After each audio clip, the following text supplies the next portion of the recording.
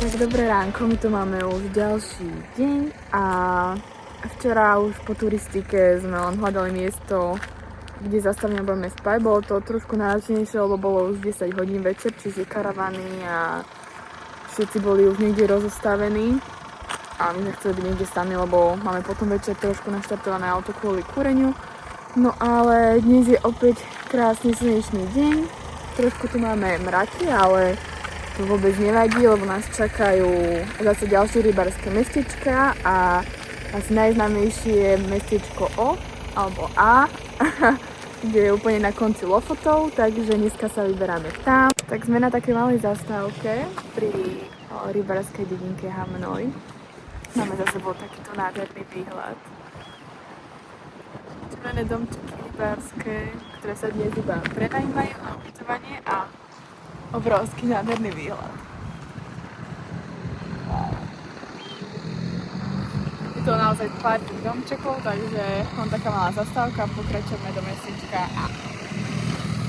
Dneska nám vyšlo perfektné počasie, sa z toho veľmi tešíme a to slniečko robí nádherný efekt aj na tých horách, aj na dedinkách. Je to nádherné a všetko je také zelenšie. Takže sa veľmi z toho tešíme, že tieto dni nám prišlo krásne počasie po tých mrakoch a dažďoch, keď sme sem prichádzali a užijeme si posledné dni na Lofotoch.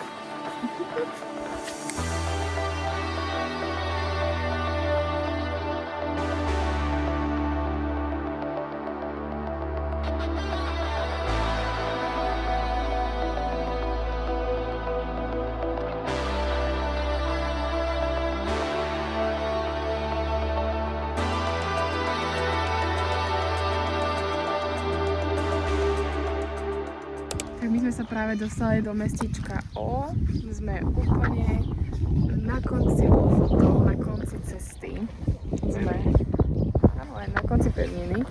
A dostali sme sa vlastne do dedinky, ktorá je najpopulárnejšia na Lofotov. A ideme sa tu poprechádzať, pozrieť suveníry, výhľady, reštauráciu, ktorú by sme chceli navštíviť a užiť si prechádzku.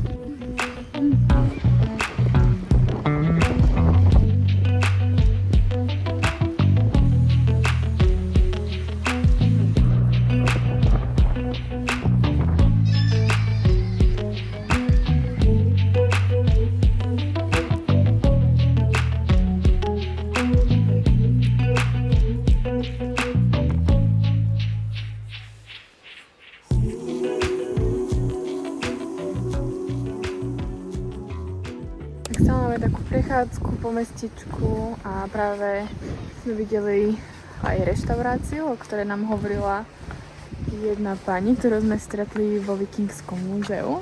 A tam sa poďme určite najesť, ale ešte nie dneska, lebo máme ešte navareného dosť jedla a zastavíme sa tu, keď pôjdeme späť trajektom z ostrova Vároj. Takže ideme sa ešte poprechádzať a ja sa osobne strašne teším na to jedlo už, lebo nezvykneme chodiť do nejakých reštaurácií zameraných na ryby alebo tak, ale tu je to také iné, no. A tá pani nám hovorila, že tu naozaj varia čerstvo, že nie je to z nejakých omáčok kupovaných, takže aj to sa veľmi tešíme. A je to také čarovné, opäť sú tu také rybárske domčeky, kde sa prenajímajú izby. A je to také čarovné, lebo také maličké. Nie tu je vôbec nič. Je tu jeden obchod so suvenírami a to je všetko. Aj pekáreň bola zatvorená. To je škoda, ale reštauráciu určite vyskúšame. No, našli sme si miestečko, kde budeme dneska spať. Je to na podobnom mieste ako včera v noci, ale o kúsok bližšie a v takej dolinke, že nám tu hádam moc nebude fúkať. A rozhodli sme sa, keďže je dneska slnečný deň, že otestujeme našu DIY spršku. Za tohto dobrého počasia. Takže tutoriál, liter vody horúcej, 4 litre studenej. A 5 litrov by malo byť normálne, 5 litrov malo byť také príjemnej vody na sprchovanie a máme nachystané utteráky aj šampón, takže tu je sprcha. Rýchlo, hore je cesta, takže musím si nejak vymysleť, ale budeme hlavne nech máme vlasy umyté.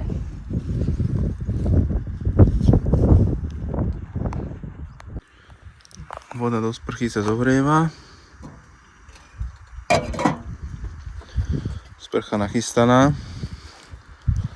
Zatiaľ sa obeduje. Chlebiček, jaký? Dobrý. Taký semiačko výražný. To je chlebík z tej pekárne v tom rybárskom mestečku. Bursfjord. A vyzerá veľmi dobre a takisto aj chutí veľmi dobre.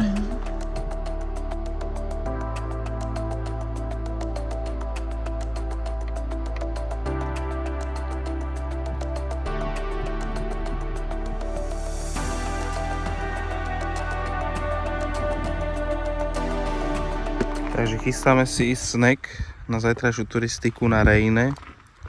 Akože takú slaninu radšej. Slaninka vypečená, sendvičík fajnový.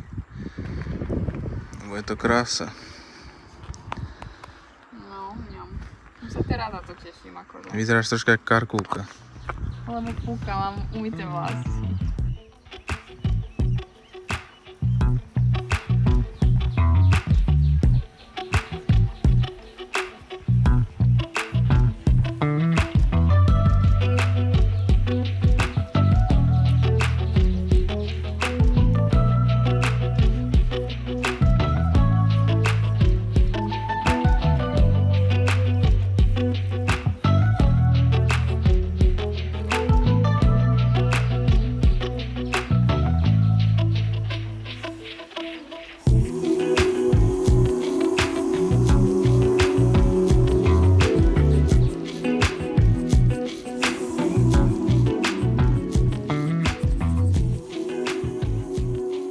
Tak dobré ráno, máme 10 hodín a sme na parkovisku a ideme na horu Reinebringen, presne tam hore a budeme mať výhľad na celé mestičko, fjordy. Máme nádherné počasie, včera sme mali aj spršku, takže máme umyté vlasy a všetko. Počasie nám praje a ideme si to tu užiť na plné obrátke, lebo večer nás čaká trajekt na ostrov Barejoj. Tam zažijeme ďalšiu peknú turistiku a zážitky, takže ideme si zobrať potrebné veci, foťačiky, drona a ideme na to. Čaká nás tam skoro 2000 schodov. To bude trošku ťažké, ale aspoň, že to bude dobrý terén, že to budú schody. Dáme asi posúďte vedieť, že ako sme to zvládli, lebo sa povie, že len schody, ale keď človek bude stúpať ďalej a ďalej, tak asi si budeme robiť možno prestávky, keďže po mojej chorobe a potom všetkom bez cvičenia je to už teraz želiaké pri tých turistikách, ale by to malo trvať do hodinky hore, takže uvidíme.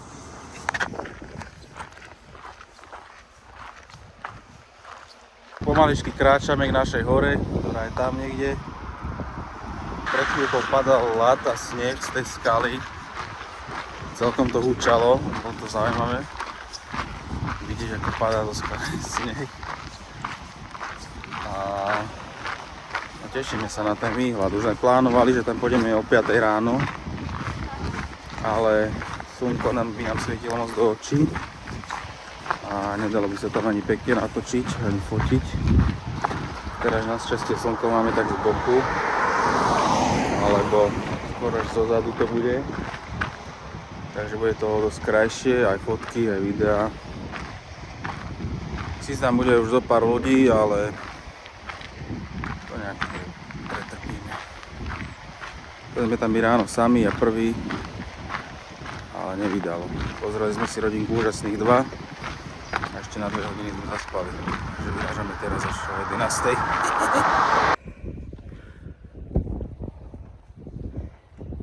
Akože popravde je to o mnoho viac náročnejšie, ako sme si mysleli. Človek si povie, že len schody, ale je to náročné. Je tu strašne teplo, ani sme nečakali, dole bolo o mnoho chladnejšie, ale z výhľady začínajú byť úžasné. Sme v polovičke cesty, takže veríme, že na druhej strane je to mestečko Rejne. Ja verím, že to bude stáť za tú udýchanosť, za to spotenie. Dneska si dávame ďalšiu sprchu, keď je tak pekne. Ale za chvíľku sme tam.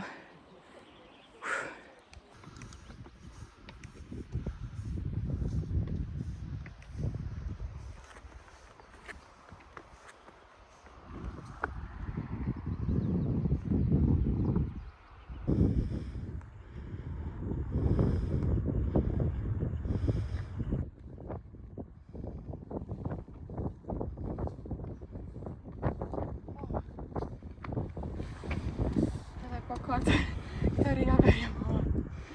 Ktorý nám robí super zábery. A to makačka, že?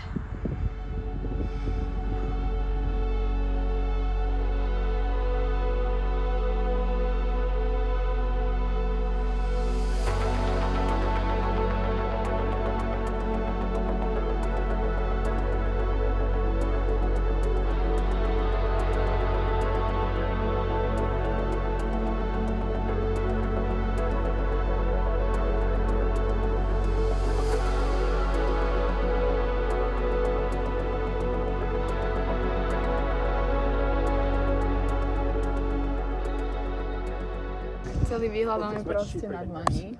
Tam sa pozeráme, tam sú hory a tam vzadu vidíme druhú časť Norska, kde sú zase samé hory. A vlastne táto celá časť sú lofoty, ktoré sme už prešli. A je to neskutočné.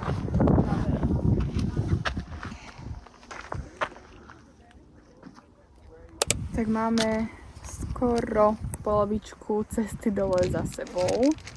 Akože je to náročné aj dole, lebo sa nám trasú nohy z toho, ako ich máme unavené. Hore sme sa zdržali tak skoro hodinku a ako na takej prvej turistike sme tam videli, že tam je ako keby taký, čo to bol, nejaký security guide alebo taký proste strážca, hej, že dával pozor, mal vysielačku do sebou, že keby sa náhodou niekomu niečo stane.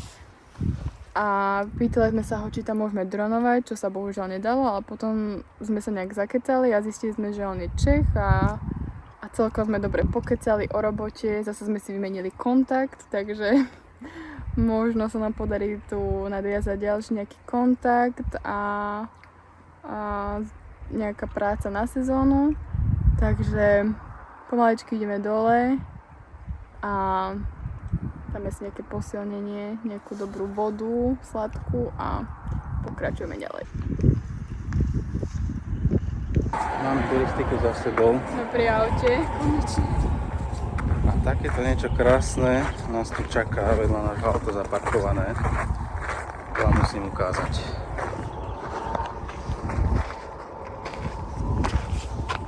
Wow.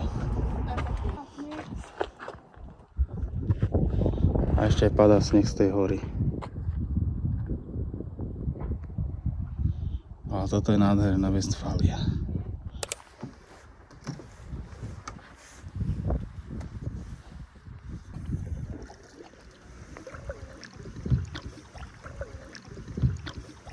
Tak spontánne sme sa rozhodli vydať sa na kajaky a sme práve v strede fjordu. Okolo nás je len voda, čo je môj najväčší strach a moja najväčšia panika. A som tu, nesnažím sa kúkať pod seba, proste iba dopredu, že vidím ostrov, fjord, hory a kajak. Nesnažím sa vôbec kúknúť, že tá voda je tak hlboká. Na tej hore sme boli. No, tam sme boli a je to tu nádherné. Chutnali sme práve čerstvé riasy z mora. Aj sa tak občas rozprávame s guidom, keď máme takú prestávku. A povedal nám, že tu boli kosatky alebo orky. Takže možno ich uvidíme, možno nie. Asi by som sa posrala, keby áno. Ale je to tu nádherné. Ideme ďalej kajakovať.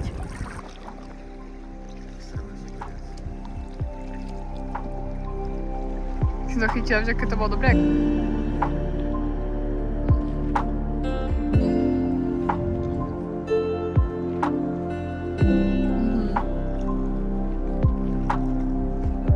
Yes. Yes, yes. Mm-hmm.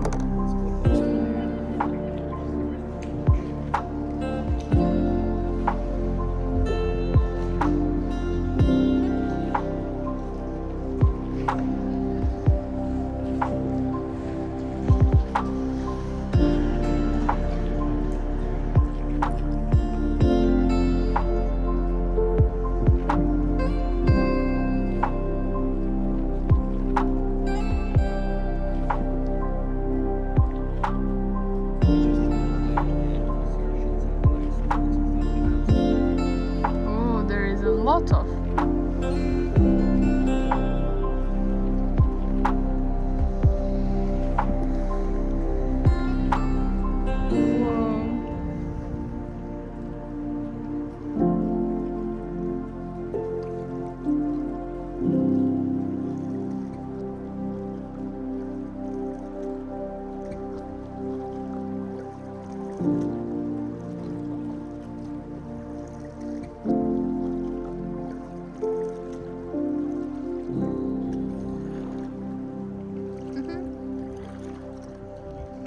Bola tam strážiť vajíčka.